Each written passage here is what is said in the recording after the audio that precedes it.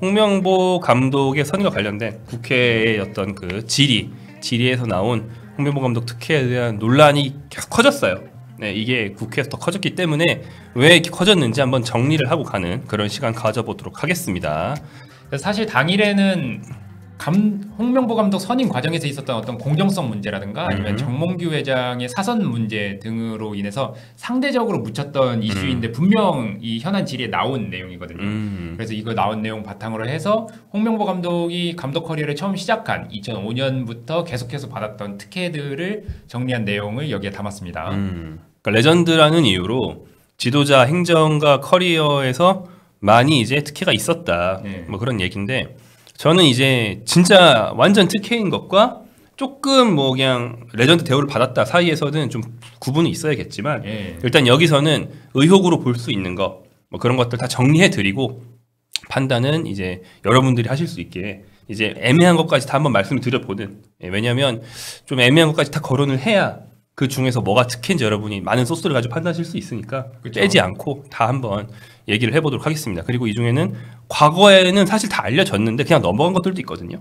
맞죠. 네. 근데 이제 최근 또 화제가 되기도 했고 또 이제 시대 정신으로 어떤 절차상의 공정 같은 게 많이 올라와서 예전과 시대가 달라졌고 그렇기 때문에 예전에는 그때는 사실 다 보도가 됐음에도 불구하고 그냥 넘어갔던 것들이 지금의 눈으로 볼 때는 문제가 있지는 않았나 한번 다시 따져보는 그런 시간 가져보도록 하겠습니다. 자, 일단 2005년 홍명보 감독이 처음 지도자 자격증을 막 취득하고 코치가 되고 이럴 때부터 사실은 뭐 지금이라면 논란이 많이 됐을 만한 일들이 있었어요. 예, 그렇죠.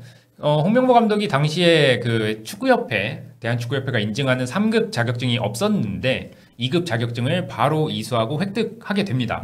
원래는 3급 자격증이 당시 기준으로 3급 자격증을 획득하고 2년이 지나야 2급 자격증을 획득할 수 있었는데 축구협회에서 A매치 20경기 이상을 치렀거나 아니면 K리그 100경기 이상을 치른 사람에 한해서 예외 조항을 둬서 2급 자격증을 바로 이수할 수 있게 했고요. 이것으로 인해서 홍명보 감독이 이것을 받아서 2급 자격증을 바로 이수할 수 있게 됩니다. 최근 논란으로는 그거랑 비슷하겠죠. 이제 P급 자격증. 네, 그렇죠, 그렇죠. 네. 그러니까 선수에 대한 어떤 특별 대우가 스타 선수, 대표팀 출신 선수에 대한 특별 대우가 과한 거 아니냐. 네, 이런 논란이 되겠고. 근데 이게 자격증만 딸랑 주고 끝낸 게 아니고 협회에서 바로 쓰려고 자격증을 준 거였어요. 그죠? 그렇죠. 네. 그래서 2005년 9월에 이제 딕 아드보카트 감독이 선임이 됐는데 이 선임되고 코칭 스태프를 꾸리는 과정에서 홍명보 감독도 불러드립니다. 근데 사실 2급 자격증은 중학교, 고등학교 여기 코칭이지 이제 대표팀 코치 자격은 없는 상태였거든요. 이게 대표팀 코치로 오려면은 KFA 1급 자격증 혹은 AFC A급이 있어야 가능한 상황이었는데 홍명보 감독이 코칭 스태프로 들어오게 됩니다. 이때 당시 축구협회는 이제 지휘권을 갖지 않는 홍명보 감독은 보조 지도자이기 때문에 이게 특별히 문제될 게 없다라고 해명을 했고요. 하지만 홍명보 당시 코치는 2급 지도자 자격증을 획득한 지 9개월 만에 2006 독일 월드컵을 통해서 월드컵까지 경험을 하면서 이게 과연 홍명보라는 스타 선수가 아니었다면 이러한 초고속 월드컵 경험까지 하는 초고속 이제 진행이 가능했겠느냐라는 비판은 받을 수밖에 없는 거죠. 네, 이것에 대한 질문이 그 24일 국회에서 나왔죠. 네. 네, 근데 당시 홍보 감독이 베어백이라고 그랬는데 아드보카트 감독 때부터 코치를 하지 않았나 싶어서 약간 좀 혼동은 있을 수 있습니다만 아무튼 홍 감독이 국회에서 이 질문을 받았어요. 특혜가 그쵸? 있었던 거 아니냐. 그때 이제 대답한 거의 요지는 내가 하고 싶어서 특혜를 달라고 한 게 아니고 협회에서 내가 필요하다고 당시 대표팀 감독이 내가 필요하다고 해서 협회에서 급히 그렇게 좀 예정을 만들어서 나를 데려간 거지 내가 해달라고 한 게 아니다. 뭐 대충 이런 요지의 해명이라고 볼 수 있습니다. 대표팀 외국인 감독이 잘 아는 한국인 코치, 그러니까 사정을 잘 아는 한국인 코치가 필요하다고 나를 원했고 그래서 내가 급히 들어가느라 이런 예정이 생겼던 거고 내가 한 게 아니다. 홍 감독이 사실 이날 이런 취지로 대답을 많이 했어요. 그렇죠. 내가 하고 싶어서 한 게 아니다. 협회가 나를 원해서 나는 봉사했다. 약간 이런 취지의 대답이 좀 많았습니다. 네. 그 이후에 홍명보 감독이 이제 당시에 대표팀 코치를 할 때 대표팀 성적이 좋지는 않았습니다. 2006 독일 월드컵에서는 원정 첫 승을 거두긴 했지만 조별리그 탈락을 했고요. 2007년 아시안컵에서는 4강에 올랐는데 이 당시에 음주 파동이 있었죠. 그 선수들 선수들 사이에서. 그리고 2008년에는 뭐 베이징 올림픽에서도 조별리그 탈락을 하고 아 맞아. 네. 등등 있었음에도 불구하고 홍명보 감독은 계속해서 기회를 받고 2009년에 U20 감독을 대표팀 감독으로 발탁되면서 감독 경력을 시작을 하게 됩니다. 이 시기에 2010년 아시안 게임에서는 동메달에 그치면서 이제 아쉬움을 탔지만 2012년 런던 올림픽에서는 최종적으로 동메달에 따는 성과를 내면서 그래도 이 당시에 해외에서 활동하던 여러 선수들, 뭐 구자철 선수 비롯해서 여러 선수들의 그 병역 특례 획득을 통해서 뭐 해외 리그 진출에 뭐 기여했다. 뭐 이건 런던 올림픽 동메달 성과는 부정할 수 없는 홍명보 감독의 분명한 성과죠. 예. 그러니까 성과를 냈는데 다른 감독에게는 주어지지 않았을 수도 있는 원코인이 더 있었다. 네. 그 두 번째 기회를 애초에 갖고 시작했다라는 게 이제 어떻게 보면 논란이라기보다는 홍 감독이 그만큼 많은 혜택을 받았다라는 증거일 수 있는 거죠. 최근에 이정효 감독이 나 같은 사람은 두 번째 기회가 없다 이런 식의 얘기를 하는 것과 달리 홍 감독은 이제 기회가 두 번 있었고 좀 더 정확하게 말하면 저 당시에는 아시안 게임을 요즘 일본이 하듯이 그쵸. 올림픽 예비용으로 썼어요. 아시안 게임에 애초에 올림픽용 멤버들 더하기 와일드카드로 나갔습니다. 그렇기 때문에 지금은 병역 특례를 받는 게 아시안 게임이 더 수월하니까 아시안 게임에 풀멤버 다 내보내고 그다음에 2년만 준비해서 다음 올림픽 나가고 이렇게 하는 사이클이 우리나라에서 확립이 돼 있잖아요. 근데 저 당시에 홍 감독이 올림픽 준비를 위해서 아시안 게임 성적은 포기한다. 이런 식으로 그래서 구자철, 김보경 등의 그 런던 멤버들이 2년 전에 21세인데 그 아시안 게임 주축으로 나갔던 거거든요.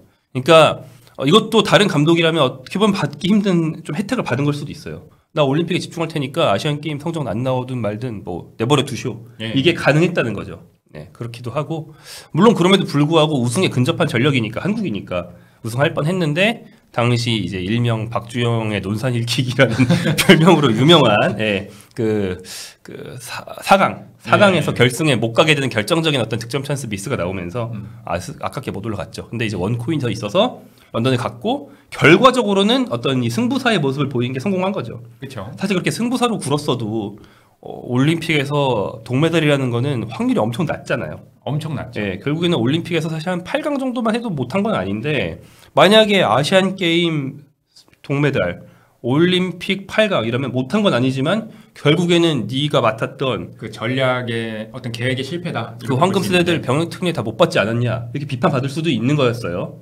대중들한테 그렇게 비판받을 수도 있는 거였는데 홍 감독이 어떤 이제 승부사의 행보가 성공은 했습니다. 다만 계속 얘기하는 게 그 성공 자체가 다른 투자자들보다는 원코인이 더 있어서 가능했다는 거 뭐 그런 상황이었죠. 네.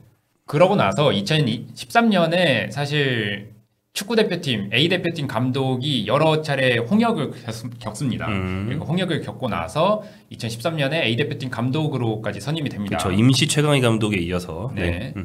그렇기 때문에 2014년 브라질 월드컵에 나섰는데 당시에도 조금 논란이 많았죠. 대표적인 걸로는 뭐 런던 올림픽 세대를 그대로 뽑았다라는 등의 그런 논란이 있었는데 여기서도 성과를 냈다면은 런던 올림픽처럼 성과를 냈다면은 이제 그런 것도 다 계획의 일부가 됐겠지만 그러지 못하고 2014년 브라질 월드컵에서 조별리그 무승 1무 2패라는 성적을 거두면서 처참하게 탈락을 합니다. 이때는 결과만 안 좋은 게 아니고 과정이 다 안 좋았어요. 뭐 황열병 주사 논란 같은 어떤 행정상 준비 절차상의 그 미흡함뿐 아니라 평가전 결과와 내용도 대체로 안 좋았습니다. 그렇죠. 예견된 실패에 가까웠다. 그럼에도 축구협회는 2015년 호주 아시안컵까지 홍명보 감독이 재신임을 하려고 했다는 거죠. 원래는 재신임을 하려고 발표를 했는데 계속해서 여론이 들끓고 논란이 가중이 되니까 결국에는 홍 감독을 경질을 하고 슈틸리케 감독을 데려오는 그쵸. 그런 일이 발생을 하게 됩니다. 결국에 이런 월드컵에서의 실패는 사실 대표팀 감독한테 치명적인 일이고 그렇죠. 그리고 뭐 물론 행정적인 절차상에서도 문제가 있었다고 하지만 결국에 자신이 뽑은 선수단 내에서 최대한의 전력을 끌어내지 못한 홍명보 감독의 잘못도 분명히 있었기 때문에 사실 그럼에도 불구하고 아시안컵까지 재신임을 발표한 것은 이거는 조금 축구협회 측에서 조금 비호를 받았다라고 해도 모자람이 없는 그런 내용일 것 같고요. 이후에는 홍명보 감독이 중국 리그로 떠납니다. 네, 뭐 사실 당시에는 결과도 결과지만 그 앞뒤의 논란이 그중에 뭐 억가라고 본인이 많이 생각하는 것도 많이 있을 거예요. 네. 근데 아무튼 논란이 엄청나게 일었기 때문에 그것들 때문에 이제 한국에서는 뭘 하기 힘든 상황이었죠. 네. 그래서 이제 해외로 나갈 수밖에 없는 상황이었습니다. 예. 그래서 항저우 리청 감독을 맡았는데 팀이 강등이 되고 말았습니다. 그럼에도 항저우 리청도 처음에는 홍명보 감독을 믿었는데 이제 그 다음 시즌에도 성적이 안 좋으니까 최종적으로는 경질을 하는 시즌 도중에 경질을 하는 결과가 됐고요. 그 다음에 2017년 행정 경험이 전무한 홍명보 감독이 축구협회 전무이사로 채용돼서 대한축구협회 행정을 총괄을 하게 됩니다. 이 과정에서 뭐 2018년 월드컵 이후에 그 벤투 감독 선임 등으로 해가지고 아주 실패는 아니었죠. 그 다음에 2021년부터는 울산 HD 감독으로 부임해서 3년 반 동안 울산의 새로운 전성기를 이끌었다라고 해도 과언이 아닐 정도로 리그 아무튼 2연패를 이끌었으니까요. 네, 뭐 나쁘진 않았죠. 예. 그리고 결국 괜찮았죠. 결론적으로 클럽 월드컵까지 갔으면은 이거는 성공이라고 봐야 된다. 네. 예, 성과라고 봐야 된다고 하고 그 다음에 올해 7월에 다시 한번 A 대표팀 감독으로 선임이 돼서 현재 공정성 감독 선임 과정에서 너무 불공정하게 면접 채용 이런 게 있었던 거 아니냐라는 논란에 휩싸인 상태입니다. 그렇죠. 예. 그러니까 그동안에 약간 특혜인 듯 본인은 뭐 본인 스타일의 표현으로는 봉사인 듯 네. 급하면 축구협회는 홍명보를 찾고 홍명보 감독은 약간 뭐 봉사하는 마음이라고 말하면서 가고 이런 게 사실 이번이 처음이 아니고 반복되었다는 거예요. 그러다 보니까 이번에도 여전히 같은 스탠스인 거죠. 나는 협회가 너무 간절하게 불러서 갔을 뿐이다. 봉사하러 갔다. 근데 이제 밖에서 우리 같이 제3자가 객관적인 눈으로 볼 때는 근데 왜 굳이 홍명보 감독만 찍어서 무조건 데려갔어야만 했느냐. 그렇죠. 축구협회가 그렇게 찍은 것 자체가 특혜 아니냐라고 우리가 얘기를 하면서 실질적인 특혜의 내용이 뭐였는지 이제 들여다보게 되는 그런 단초를 제공하는 거죠. 그러니까 말씀하신 것처럼 늘 실패는 아니었다. 네. 말씀하신 거 정리해 보면 뭐 런던 올림픽 그리고 이제 전무이사 시절에 뭐 크게 못한 건 없어요. 네. 네, 괜찮았어요. 그리고 물산에서도 뭐 성적이 나쁘진 않았죠. 하지만 그럼에도 불구하고 특혜 논란을 우리가 얘기하는 거는 이런 성과에 분명히 1코인, 2코인, 3코인 마치 동전을 쌓아놓고 오락기 앞에 앉아있는 소년과 같은 겁니다. 네. 엄마가 용돈을 많이 줬죠. 예. 용돈을 별로 안 줘서 100원짜리 하나밖에 없는 소년은 한 번 코인 넣고 한 번 죽으면 집에 가야 되거든요. 하지만 홍명보 감독은 쌓아놓고 게임을 할 수 있는 그런 입장이 있다고 볼 수 있고요. 그 쌓아놓을 수 있는 동전은 결국 2002년 레전드라는 그런 입지에서 오는 것이기도 하겠지만 그 밖에 그 이상의 굉장히 많은 좀 옹호를 받고 있다는 그런 생각을 우리가 하게 됩니다. 예. 특히 이제 아까 얘기하신 바에서 좀 애매한 것들을 정리해 보면 홍명보 감독이 성과를 내긴 했지만 그것을 매우 키워서 성과를 낼 정도로 키워줬다. 그렇죠? 그쵸. 많이 키워줬다라는 측면. 일부 대회를 포기해도 된다. 네. 또 그리고 애초에 코치 자격증, 감독 자격증 자체를 쉽게 준다. 이렇게 키워줬다는 측면이 있겠고요. 그 다음에 사실은 행정가로서는 명예회복을 했지만 감독으로서는 결과적으로 실패하고 떠났는데 그것을 무시하는 듯한 네. 다시 또 굳이 뽑는 이런 상황들이 왜 굳이 매달리지? 왜 굳이 여러 번 코인을 5개씩 주지? 그렇죠. 이런 생각을 우리가 하게 만듭니다. 네. 다른 나라도 비슷하지 않나 라고 얘기를 하는데 네. 그럴 수 있어요. 근데 저는 이런 생각을 합니다. 그러니까 다른 나라 축구협회들은 사실은 감독 선임에 이런 원칙이 있다 이런 얘기를 안 하는 경우들이 오히려 많아요.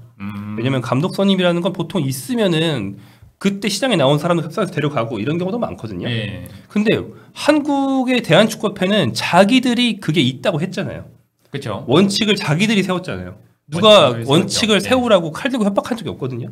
원칙을 자기들이 세웠고 그 전에 감독 선임 많이 실패했다 보니까 반복하지 않기 위해서 이제는 원칙에 따라서 할 거다. 네. 뭐 정치권에서 시스템 공천 이런 거 있는 것처럼 시스템 선임을 할 거다라고 자기들이 만들었어요. 네. 그리고 이번에 홍명보 감독 선임하는 과정도 100번 양보해서 시스템을 만들었지만 이번에 시스템이 맞지 않아서 그냥 찍어서 선임했습니다라고 말했으면 이 정도 반발이 없을 거예요.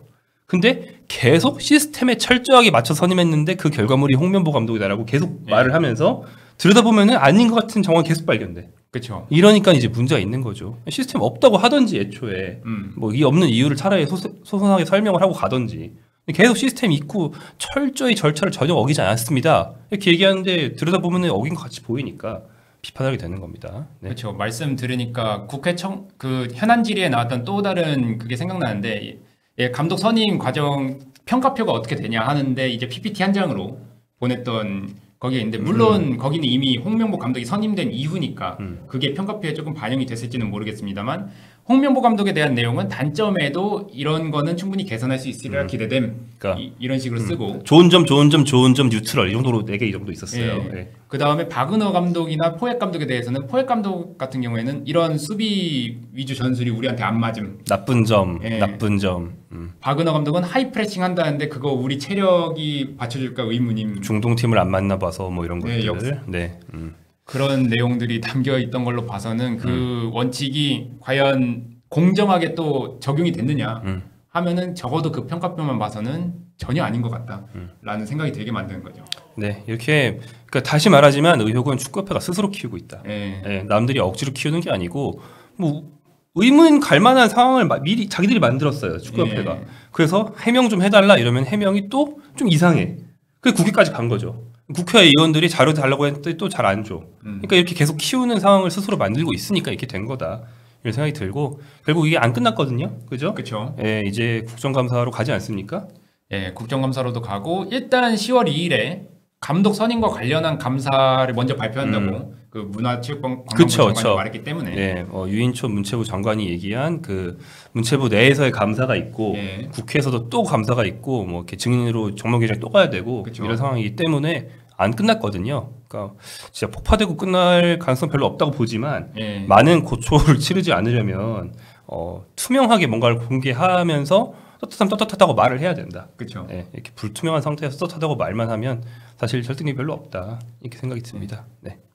자, 홍명보 감독의 어떤 일지 예전 일부터 쭉 돌아보면서 요즘 얘기 간단하게 해봤는데 요 이슈는 여기까지 하고요. 다음에 뭐 계속 나올 얘기예요. 네, 그렇죠. 뭐 유쾌한 얘기는 아니지만 비판을 또 해야 되지 않겠습니까? 그래서 이 얘기는 다음번에 또 가지고 찾아오도록 하겠습니다.